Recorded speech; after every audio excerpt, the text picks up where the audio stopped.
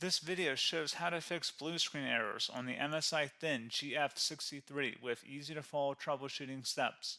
Learn how to resolve Windows crashes and improve system reliability. So while you're performing updates, you're getting an IRQR not less or equal message, K-mode exception not handled, kernel data in-page error. A lot of errors pertain to this problem, and we're going to go ahead and jump into what should hopefully be a pretty straightforward process, guys. And we're going to go ahead and jump right into it. So first thing I'd recommend doing would be to actually go ahead and boot to the troubleshooting utility on Windows 11. So if you do a hard power off 3 times in a row, Windows should automatically attempt to launch the starter prepare utility. And if it doesn't find anything, it will give you the option to select advanced settings, in which case it would take you to a screen that looks like this. Now, if it does not take you to a screen that looks like this, or you're unable to get to that, you can also download the Windows 10 Media Creation Utility, or Windows 11. They probably will make a creation utility for Windows 11 at some point. And it doesn't really matter, you can actually run the Windows 10 utility on Windows 11 as far as I'm aware. And you should be able to run the troubleshooting utilities built in within it. So you just would go ahead and download it to an ISO file and then burn it to a DVD or USB. It'd have to be about 4 gigabytes or more. It couldn't be a small USB flash drive, and it couldn't be a CD. It'd have to be a DVD. And then you'd boot your computer from it. So depending on the computer manufacturer, you'd have to tap a different key on your keyboard in order to launch that menu, in order to select what boot drive you want to go off of. So it could be anything between the escape key, F2, F8, F12, for example, and those are the function keys on the top of your keyboard. So you may have to just do a little bit of trial and error. Shouldn't take you more than a couple minutes. Googling it would probably be best before you even begin. But anyway, we're ready to go ahead and jump right into it. So we're on the choose an option page. So these will look very similar whether you're booting from it directly within Windows itself, or if you're plugged in a USB flash drive with the media creation utility installed and you selected the recovery option. So when you are setting up your Windows 11 installation or Windows 10, depending on the drive you're using, there should be an option to repair your computer in the bottom left corner of the dialog window, one of the first screens that comes up. You go ahead and select that, and then it would take you to a troubleshooting screen like you see here. And you want to go ahead and select troubleshoot, reset your PC, or see advanced options. And then there are going to be a whole bunch of options in here that we're going to explore in today's video. The first one, we're going to actually go underneath advanced options and then select startup prepare, fix problems that keep Windows from loading. So go ahead and select that first.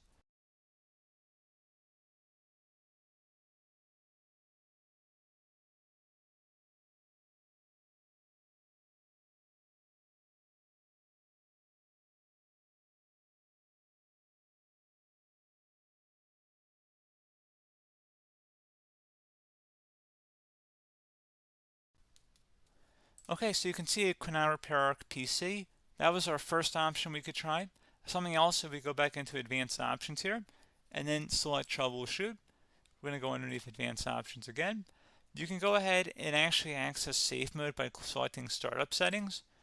And then if you select the restart button, you have the option on the screen select safe mode with networking, which will give you a key on the screen. It'll tell you which key to press to enter that. I believe it's the F7 key. It'll do that for you. I'm not going to go over that in today's tutorial because I don't really want to go into safe mode, but you're more than welcome to attempt that by going into here and then selecting restart. Again, it'll launch another screen. It'll say what key do you want to press, and it'll give you like 7 or 8 different options, and you want to select safe mode with networking. There's also an option for a command prompt too, but that's going to be something we're going to cover later in this video, and we don't even have to go through that in order to access it. So that's why I'm not going to really push for that, because unless you know exactly what's causing the problem, you probably don't need to go into safe mode. Unless you're trying to recover files, in which case then you definitely can go into safe mode, but we're trying to actually recover our computer here. So I hope that makes sense. Something else we can also try here as well would be to uninstall updates, remove recently installed quality or feature updates from Windows. So if you go ahead and select that, you can uninstall the latest quality updates, which generally is the more day-to-day updates. Feature updates are the less regularly released ones, like the big ones. I would equate it to service packs in like Windows 7 and Windows Vista and Windows XP. So larger updates that occur once or twice a year at most. And the quality updates are more just a regular update. So probably obviously depend. It'll take longer if you're going to try and uninstall the latest feature update versus quality update, and maybe you don't need to go back that far. So just giving you guys a couple pointers with that. Something else you can also look at here, and we're going to jump into the command prompt in a little bit, but you can select System Restore, which will use a restore point recorded on your PC to restore Windows. And this is something I would highly recommend here, guys. So select Next. Assuming you have a restore point saved on your computer, you go ahead and select the most recently created one, and you'll select Next, and then you'll select the drive. You shouldn't actually have to select the drive. You can scan for affected programs, but we're going to keep it all default here, and then we're going to select Finish. So once started, System Restore cannot be interrupted. Do you want to continue? I think we're going to select yes. I don't think we have anything better to do on our computer right now, so just give it a moment here to initialize. It will take a couple minutes to run, obviously depending on how large your hard drive is and how much is saved on the System Restore point. So just give it a couple minutes here.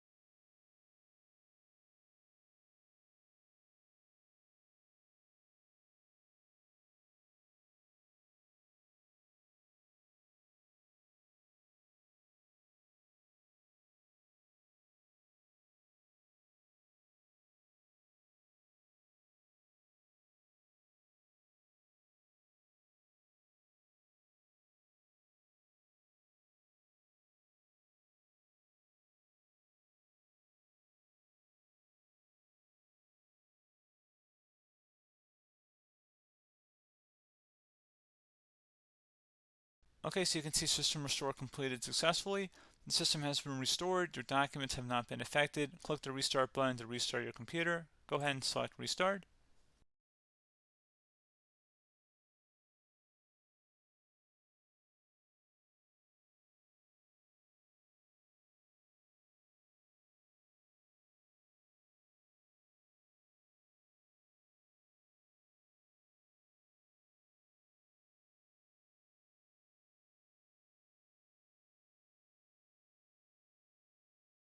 Okay, so you can see the system has been restored successfully.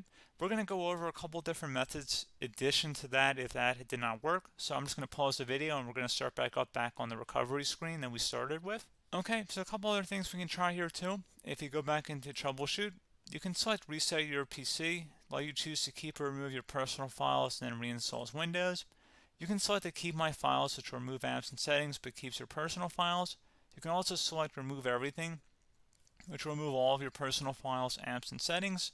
So this is more of a factory reset, the second option here. First option, it should not delete all of your personal files. However, it will pretty much clear most of your programs. And keep in mind, there's no guarantee that your information, number one, is even still available and easily recoverable on your computer to the point that you actually would be able to recover anything. And the second point is that there's always a chance that it won't actually recover and it will just do a factory reset anyway. So there's no guarantee that actually would keep your files anyway. So I would recommend trying to get a recovery tool and backing that up first before selecting it anyway. But again, those are a couple different options. And then something else you can try here, if you go back to the choose an option. Another option, if you go underneath choose an option and select troubleshoot, advanced options, and now select where it says command prompt. Okay, so the first thing we should do is type our main hard drive here. In most cases, it should be the C drive. So you just do a C colon and then hit enter on your keyboard. So once you're underneath the C drive, we're going to type in dir and then hit enter on your keyboard. It should have program files, users, and Windows all in there. That's how you know you're in the right directory.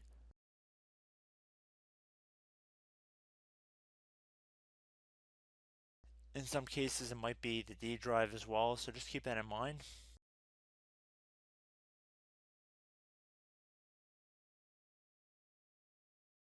Next thing we're going to do is type in cd space / Windows / system 32 / config, and then you're going to hit enter on your keyboard.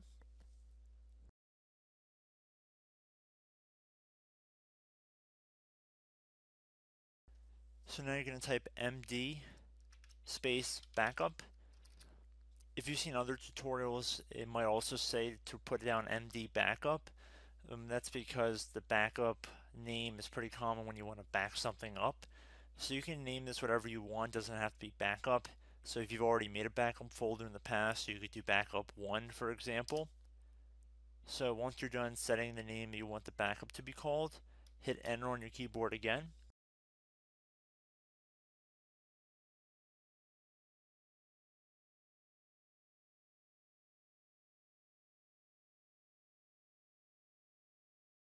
At this point you want to type copy, C-O-P-Y, space, then you want to do the star symbol above the 8 key, then do a period or a dot, whatever you want to call it, then another star sign, and then another space, and then type backup, and then hit enter on your keyboard.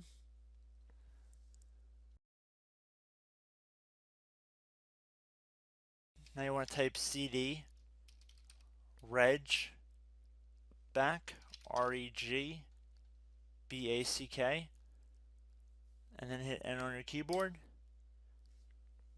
So now that we are under the reg back, so now you want to type dir again, and then hit enter.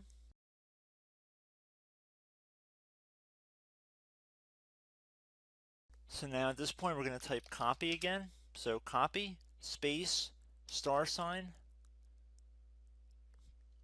dot, another star sign, space, and then 2 dots. So we're going to type copy, space, star sign, dot, sign, star sign, dot dot, and then hit enter on your keyboard again. So for overwrite, you want to overwrite all. So type A on your keyboard, so capital A, and then hit enter on your keyboard.